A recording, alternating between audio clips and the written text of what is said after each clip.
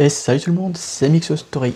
Alors aujourd'hui on se retrouve pour une vidéo pour parler du grand, de l'illustre Jerry Thomas. Alors Jerry Thomas est né à New York dans les années 1830 dans une petite ville nommée Sackett Harbor.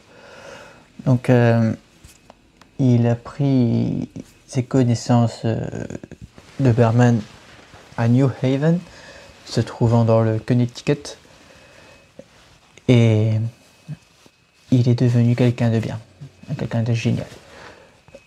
Il faut savoir que ce type a révolutionné la mixologie que nous connaissons actuellement, en créant notamment plusieurs cocktails qui lui ont servi de référence pour nos recettes à nous, que nous connaissons actuellement. Donc ce type a créé les flares, il a créé le sour, il a créé la base des martinis, il a créé le Daisy Brandy, il a créé plein de choses comme ça, qui nous ont par la suite servi à nous, barman ou amateurs de barman, pour créer les cocktails que nous connaissons. Donc ce type, comme je dis, a créé le flair. Donc le flair, qu'est-ce que c'est? C'est l'art de faire des flairs, de faire des mouvements avec son cocktail, avec son shaker. Donc, notamment comme ça par exemple.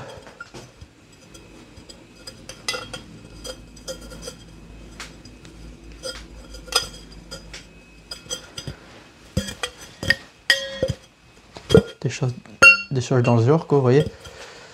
Et cet homme a créé du spectacle en travaillant l'alcool, notamment en faisant les free power. Donc un free power, c'est avait un bec verseur, une bouteille d'alcool, et c'est le versement libre. Le versement libre, c'est lui qui l'a du moins créé, enfin pas créé, mais il l'a utilisé dans ses... Il a utilisé dans son art de façon à ce que boire un cocktail, c'est comme aller voir un spectacle. Donc, ça peut être, pour certains, ça peut être la musique, ça peut être le chant, ça peut être la danse, ça peut être la comédie, ça peut être le théâtre. Et lui, c'était la mise en scène. Donc par l'alcool, par la création, par la beauté. Et c'est là que vient son illustre création. Blue Blazer, c'est un cocktail flambé. Enfin, flambé. J'ai essayé de la faire moi, de mon côté. Et je vous avoue que le résultat n'était pas du tout celui escompté. Donc il est là. Mais franchement... la flamme, on la voit pas assez. Enfin, moi, je maîtrise pas encore le truc, donc je vais devoir beaucoup m'entraîner. Et je vous jure que dès que j'y arrive, je vais essayer tous les week-ends. Je vais le faire. Moi, de mon côté perso. Et dès que j'y arrive, je vous en fais une vidéo, les gars. Je pense que si j'y arrive, on se refera ce Blue Blazer en vidéo. Et je pense que je vais me fixer un objectif. Le 30 octobre, je dois savoir le faire. Pourquoi? Parce que Jerry Thomas fêterait ses 140 ans. Donc je veux que ces 140 ans soient signe de mon côté de la réussite de ce Blue Blazer. J'ai essayé, vous voyez, j'ai fait des essais, plus ou moins réussis. On voyait la flamme, il y avait le versement de la flamme, mais très petit, la flamme ne durait pas. Je vais m'entraîner, trouver le matériel qu'il faut pour réussir, et je le ferai. Donc en attendant, on va parler donc de Jerry Thomas. Là, je vous ai dit, donc Jeremiah Peter Thomas, de son vrai prénom. Donc, comme je l'ai dit, il est né en 1930, et il est mort donc le 15 décembre 1885. Donc il avait, si vous faites le calcul, 55 ans. Il est mort à 55 ans. On va en parler de toute façon. Donc il faut savoir donc qu'il a appris son métier, comme je dis, à New Haven, donc dans le Connecticut, pour aller vers la rue et vers l'or quelques années après. Donc Il faut savoir que la ruée vers l'or commence en 1848, se finit donc en 1856. Donc une petite durée de 9 ans, plus ou moins, en Californie. Donc je ne vais pas vous faire l'affront de vous expliquer ce qu'est en détail la ruée vers l'or, parce que de une, c'est pas mon travail. Vous avez des professeurs d'histoire pour ça, pour ceux qui sont à l'école, ou vous avez internet pour les plus vieux. Moi, je vais vous expliquer en quelque sorte, en gros, ce qu'est la ruée vers l'or et ce qui a poussé notre barman à y aller, clairement. Donc il faut savoir donc, qu'en 1848, plein de gens accourent en Californie parce qu'ils ont entendu en rumeur qu'il y aurait de l'or qui viendrait donc dans la American Rivers. Donc c'est la rivière longeant San Francisco jusque dans le Nevada. Donc cette rivière aurait de l'or qui arriverait. Donc au centre de tout ça, il y a une Syrie, donc à côté de Coloma et de Sacramento. Cette Syrie se nomme Sutter Mills. C'est de là que le petit grain d'or qui a été trouvé dans la rivière viendrait de là. Donc il aurait été trouvé par un homme nommé James Williams Marshall. Je ne sais pas si c'est bien prononcé. James Williams Marshall, qui aurait déclaré qu'il y ait de l'or dans la American Rivers, ce qui a poussé tout le monde à arriver. Vraiment tout le monde. Donc la plupart des gens se sont logés à San Francisco, donc à l'époque une toute petite ville de 1000 habitants, pas plus. Et en 1850, elle est passée de 1000 à 250 000 habitants, juste pour la ruée vers l'or, en à peine 2 ans. Donc c'est énorme. Et donc de là, San Francisco s'est mis à flamber de tout partout. Il a été connu partout à cause de ça. Waouh, regardez, il y a de l'or, waouh. Les gens arrivaient de partout dans le monde. Donc ça peut être des Américains, des étrangers, des Européens, tout partout. Donc il faut savoir que il y a donc eu plus de 30 000 aventuriers qui se sont lancés vers la ruée vers l'or, dont notre barman, Jerry Thomas.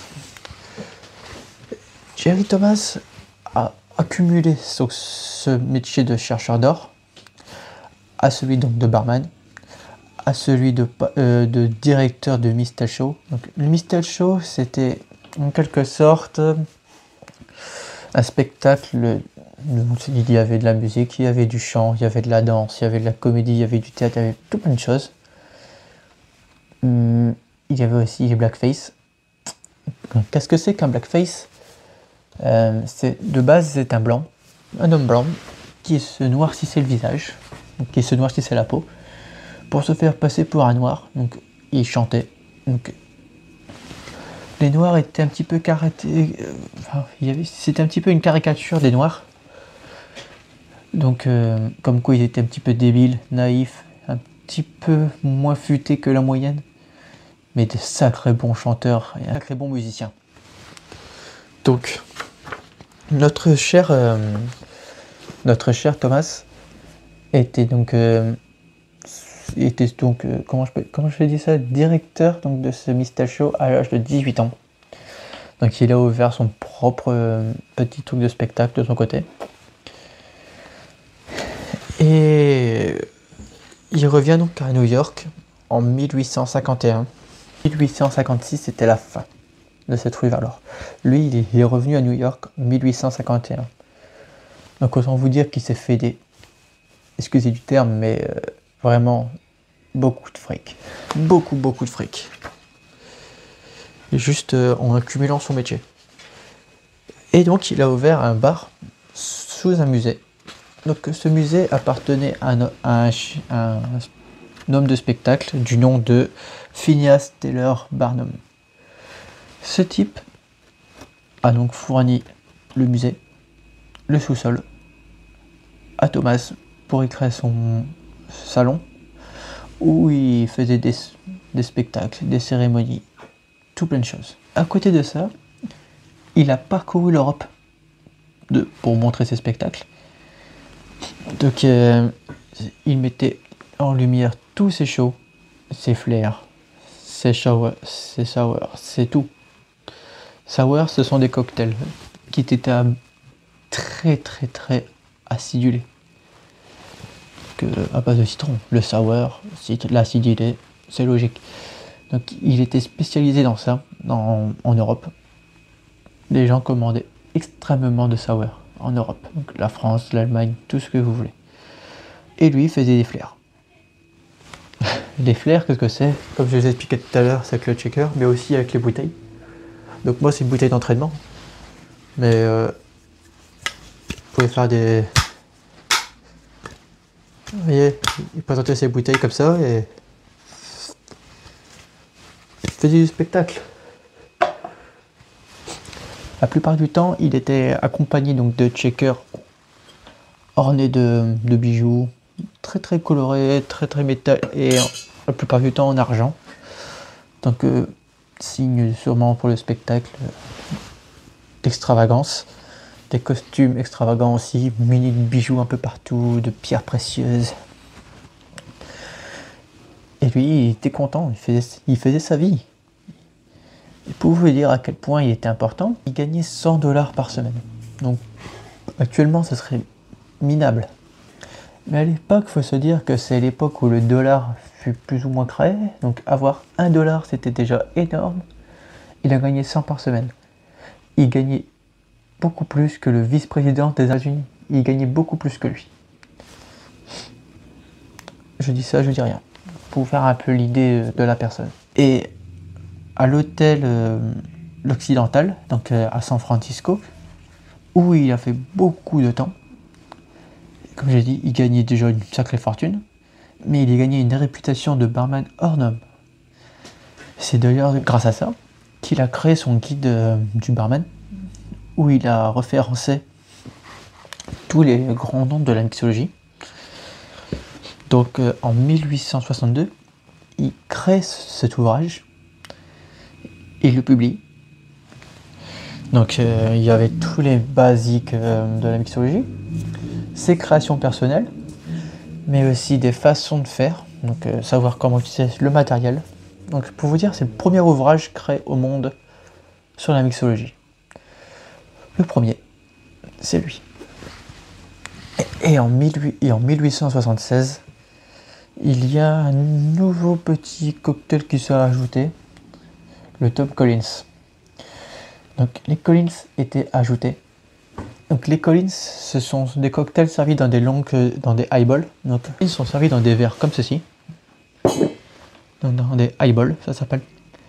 Où la plupart du temps, ils étaient servis au verre, donc sans shaker. Donc directement servis dans le verre. Avec plein de glace, des plupart du temps pas de jus, mais peut-être du tonic, des choses comme ça pour accompagner le spiritueux. Donc, il a donc mis les punchs, comme je dis aussi, car les punchs font de lui. Tout au long de sa carrière, il n'a cessé de s'améliorer dans son art, jusqu'à arriver à un point où il a lancé sa signature, donc le Blue Blazer, où il suffisait donc juste de faire flamber des choses, comme je vous ai expliqué au début de la vidéo. Donc là, je n'ai pas de timbale adéquate, mais normalement, il fallait flamber donc, de l'eau chaude. Donc déjà, mettre la timbale très chaude, très chaude. Mettre un tout petit peu d'eau chaude et du whisky. Donc lui, il mettait du scotch et il faisait flamber ça. Et il faisait des petits mouvements avec l'eau et le whisky flambé pour y créer donc son cocktail, le Blue Blazer. À la fin, une cuillère de sucre a été ajoutée et une tranche de citron. Les gens racontent que ce cocktail a été demandé par un client qui demandait un espèce de cocktail endiablé qui lui mettrait des frissons jusqu'à son gésier. Donc il voulait quelque chose qui faisait des flammes, clairement. Il voulait un truc spectaculaire avec des flammes qui lui ferait peur en fait, et que ce type le buvrait. Donc ce type était fou, mais Jerry Thomas a accepté et a créé donc le Blue Blazer. C'est la légende, on ne sait pas si c'est vrai. Pour moi c'est faux, pour moi c'était juste qu'il aimait le spectacle, il s'est dit tiens, ça marche bien, continue comme ça. Il retravailla aussi un classique de la mixologie, donc le Martinez. Il le retravailla pour créer la base du martini qu'on connaît actuellement. Donc sûrement en ajoutant la vodka qu'il n'avait pas dans le Martinez. Ça doit être sûrement ça. Il affirme aussi être le créateur du Tom et Jerry. Donc le Tom et Jerry est un cocktail de Noël, semblable au Red Bull, qu'on sert la plupart du temps à Thanksgiving. En 1866, il devient le barman en chef dans le Metropolitan. Donc c'était un hôtel sur Broadway. Et il ouvrira son bar donc dans la foulée à Broadway entre la 21e et la 22e rue. Où ce type collectionna aussi les œuvres d'art, donc en tout genre, des tableaux, des dessins, des statues. Oui, je vous ai pas dit. C'est un grand collectionneur d'œuvres d'art. Cet homme a passé sa vie, son argent, à acheter des œuvres d'art, des bars et des produits de haute qualité comme ses timbales en argent incrustées de bijoux, ses vestes incrustées de bijoux. Ce type était vraiment fou pour le spectacle. C'était plus un showman qu'un barman pour moi. Mais c'était le meilleur barman de l'époque. Ce type, c'était un génie. Vers la fin de sa vie, notre cher Jerry Thomas s'est lancé dans le trading. Enfin, dans le trading, à l'époque, c'était pas du trading. C'était de la spéculation. Donc c'était sur Wall Street, où une mauvaise action, une erreur l'a ruiné. Il a tout perdu. Donc il a été forcé de vendre son bar de Broadway, de vendre ses œuvres d'art, de vendre tout ce qu'il avait, afin de se refaire un peu de l'argent, pour se refaire un nom, un titre, une gloire. Il décide de réouvrir un bar, mais sans succès. Sa réputation n'était plus bonne. Et du coup, il a perdu de sa popularité. Donc comme je disais, le 15 décembre, cet homme perd la vie d'une maladie nommée l'apoplexie.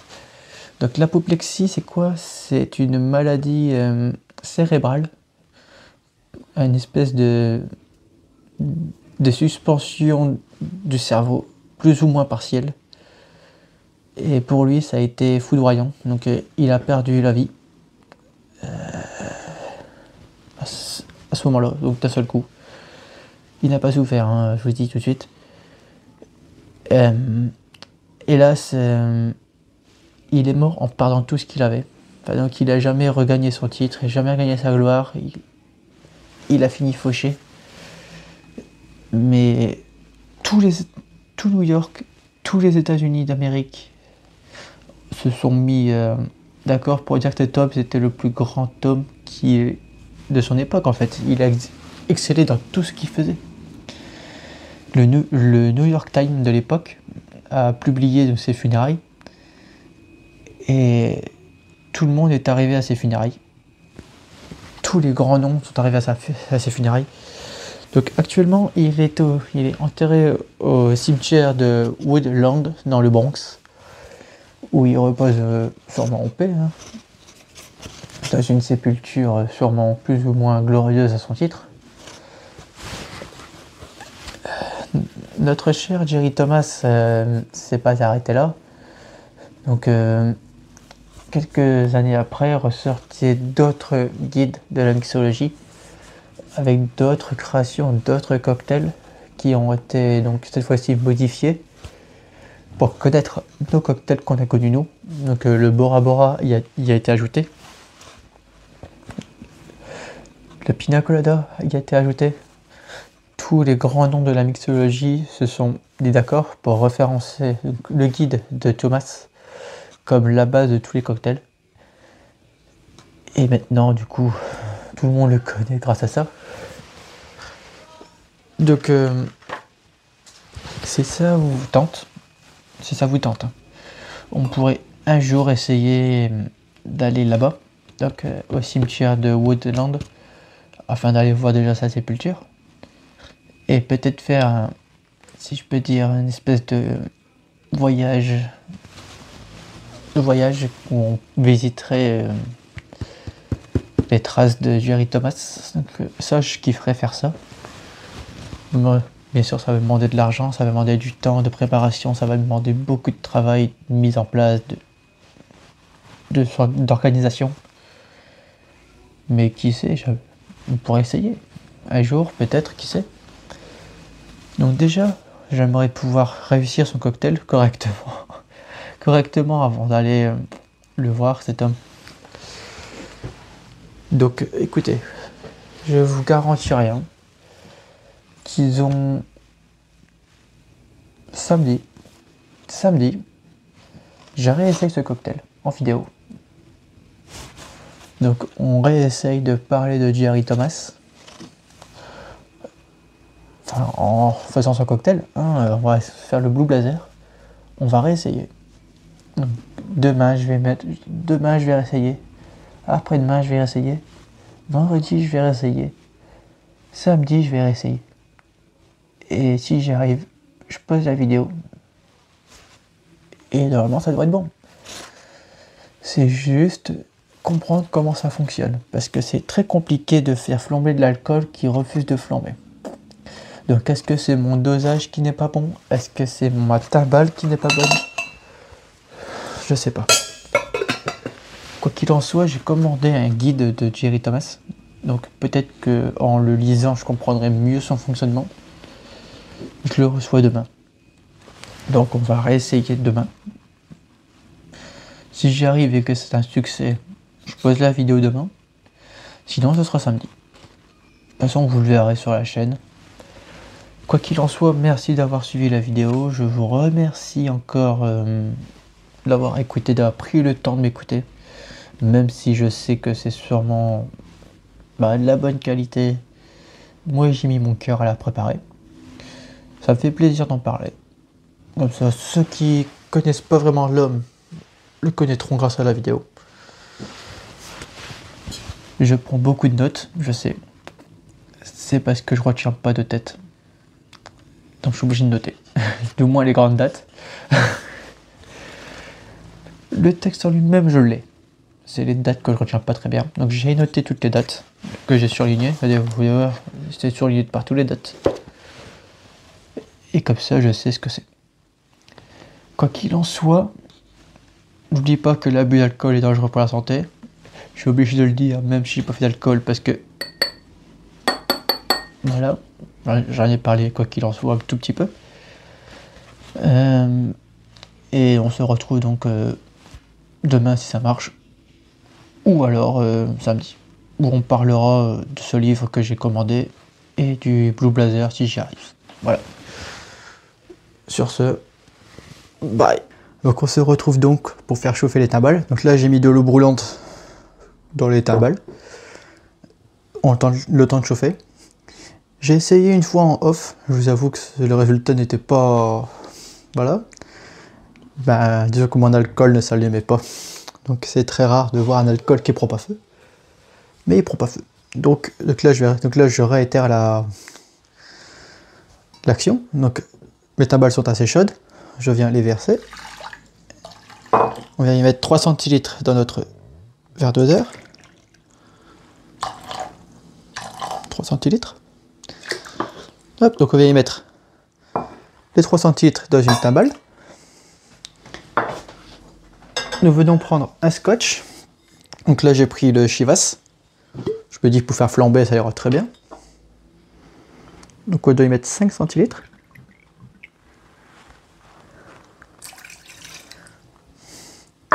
Et on va bouger ça.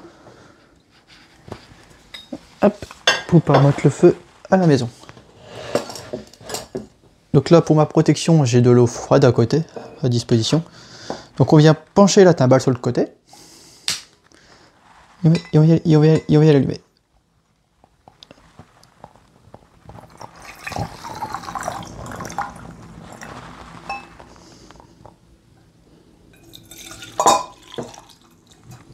Ok, donc ça prend pas très bien. Donc je sais pas si vous l'avez bien vu en vidéo, mais ça a flambé.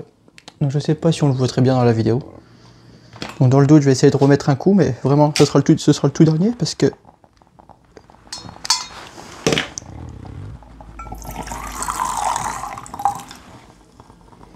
voilà. Donc j'espère que vous l'avez vu dans la vidéo, que ça prend bien feu. Donc une fois que le feu est mis et qu'on a fait des petits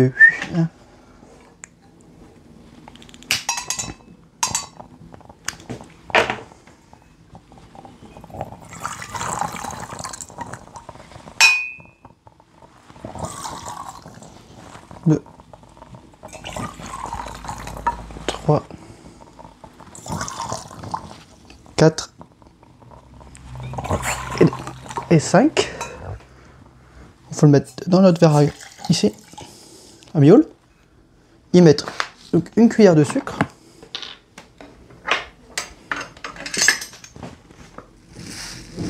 Donc là j'ai mis du sucre de canne parce que je n'ai pas d'autre cuillère de sucre.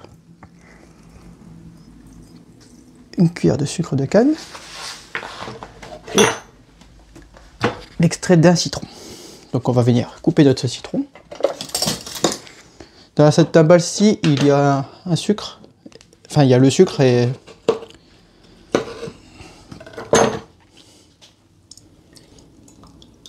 l'extrait d'un citron, comme ils ont dit. Et on vient mélanger ça à la cuillère.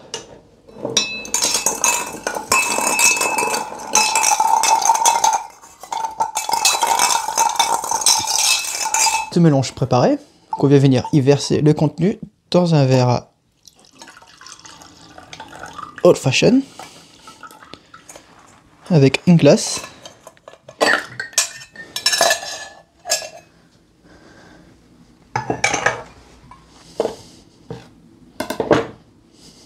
Les timbales sont brûlantes. On va venir les mettre sur le bois juste ici. Hop. Et vous avez donc votre cocktail